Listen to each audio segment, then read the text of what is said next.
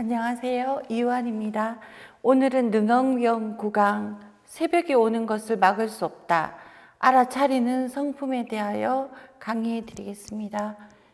현대의 불교가 매우 어려운데요. 불교가 어려운 이유를 설명하는데 지난 8번의 강의를 하였습니다. 깨달음이란 마음 안에 태양이 뜨는 것과 같은 것인데, 태양이란 밤이 닿으면 뜨는 것입니다. 밤이란 인간의 의식의 어둠이라고 할 수 있는데요. 어둠이 닿으면 밝음이란 다가옵니다. 그런데 밤에는 등불을 밝혀야 되죠. 그래서 우리의 지식과 지혜가 등불과 같습니다. 근데 깨달음은 태양과 같아서 깨달음이 오면은 더 이상 지식과 지혜의 등불을 밝히지 않아도 됩니다. 밤에 등불을 밝히는 것은 깨달음 자체는 아닙니다.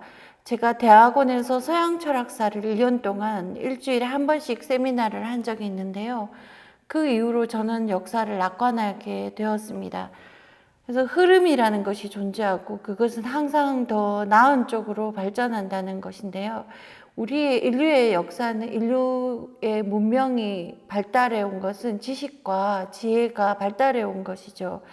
하지만 인류 역사상 깨달음이 역사에 등장한 적은 없었는데요. 정신 역사는 이성의 발달의 흐름이고 지금 사실 철학이 죽었다라고도 많이 합니다. 그것은 왜냐하면 이성의 한계를 만난 시점을 말하는 것이고, 이것이 바로 칸트의 철학입니다. 그래서 칸트는 이성을 비판했는데요.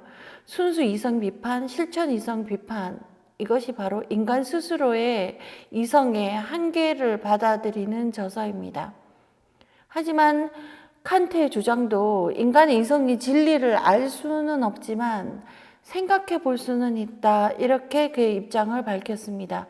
진리를 알 가능성을 막는다면 철학은 그 스스로 설 자리를 잃는 것인데요. 저는 불교가 이 말을 넘어서는 초월하는 것이라고 해서 예전부터 말로 할 수 없는 진리라는 말이 많이 있었는데요. 그렇지만 이 철학을 어느 정도 해야 말로 할 수 없는 그 진리가 사실 아예 지혜가 없거나 지식이 없는 것, 생각 자체가 없는 것도 말로 할 수 없는 것이죠.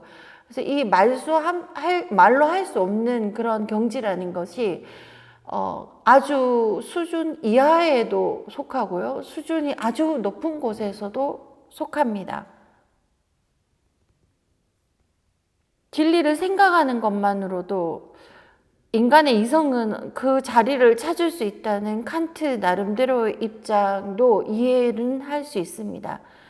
생각을 하면 반드시 그 답을 찾아야 하는 것은 아닙니다. 왜냐하면 우리가 진리를 생각하고 마음에 품는 것만으로도 인간의 행동은 어느 정도 수준을 가질 수가 있습니다. 그런데 생각조차 하지 않는 것은 그 길을 막은 셈인데요.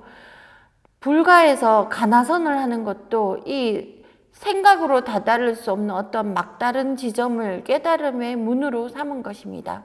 이 지점에서 인간의 이성은 새로운 문을 열고 들어가야 하는 지점이 온 것입니다. 능언경은 아난존자의 타락의 위험으로 시작이 되는데요.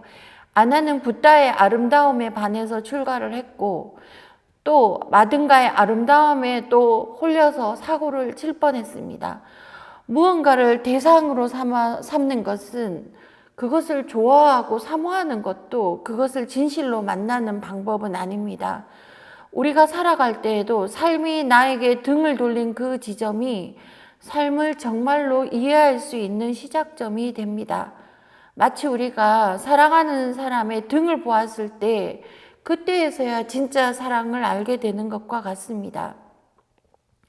그런데 끊임없이 스스로가 누구에게 등을 돌리고 떠나고 있다면 그런 마음으로는 진실을 알 수가 없는 것이죠.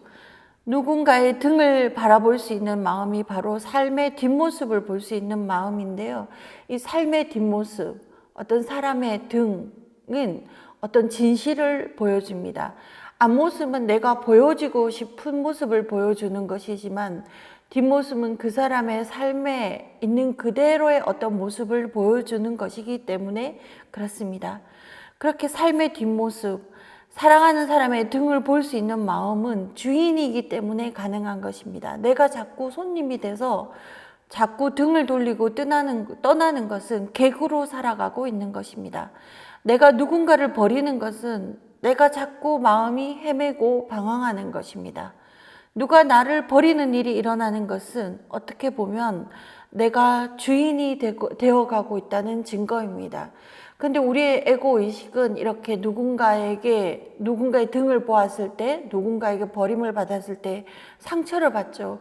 하지만 상처를 받을 수도 있지만 그때 어떤 지혜의 문이 열릴 수도 있는 것입니다. 누가 나를 버려도 나는 내 땅을 지키고 있다면 나는 그 땅의 주인으로 살아가고 있는 것입니다. 마음의 본성은 주인의 마음이며 태양과 같은 밝은 마음입니다. 생각의 막다른 지점을 견디지 못하면 어둠을 견디지 못하는 것이고, 그렇게 되면 생각으로 가능한 지점을 자꾸 헤매고 다니게 됩니다. 어둠이 다한다는 것은 날마다 새벽을 맞이한 사람이 가질 수 있는 믿음이기도 하죠. 이것은 인간의 삶의 어둠을 이겨낼 수 있는 어찌 보면 간단한 방법입니다. 우리가 눈으로 사물을 본다고 생각하는 것은 사실 잘못된 것입니다. 마음이 사물을 보는 것이 실상입니다. 우리가 등불을 켜서 진리를 볼 수 있다고 생각하는 것은 잘못 생각하는 것입니다. 태양이 떠야 진짜 진리를 볼 수 있습니다. 이 태양이 뜨는 것은 밤이 다하는 것과 함께 일어납니다. 이 모두가 내 안에서 일어나는 것입니다. 생각이 다하는 지점이 바로 견성이 일어나는 시점입니다. 두려움으로 호동되며 이 순간을 맞이하는 것을 미룰 이유가 없습니다. 외부에 어떤 대상을 두고 생각을 하는 것은 진심이 아니며, 또한 외부의 대상을 두고 마음이 움직이는 것은 또한 알아차리는 성품, 견성이 아닙니다. 그저께 봄을 맞이해서 어떤 모임에 갔는데 우연찮게 배뱅이 굿을 보게 되었습니다. 인간문화재 박정욱 명창의 가래현이라는 곳에서 보았었는데요. 인생이라는 것이 진심으로 살다 보아도 또한 막장이 흐르기도 합니다.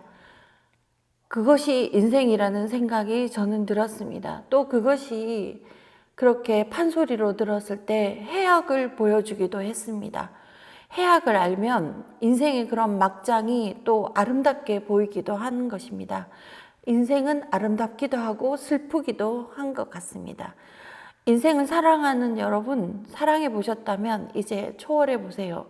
밤이 낭만적이지만 새벽이 오고 있다면 그것을 막을 수는 없습니다.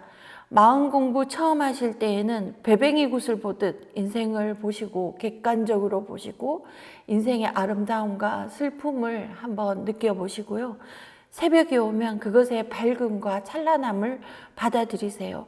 모든 것은 끝없이 흐르고 있기 때문에 새벽이 오는 흐름을 한 개인의 힘으로 막을 수는 없습니다. 오늘은 여기까지 하겠습니다. 감사합니다.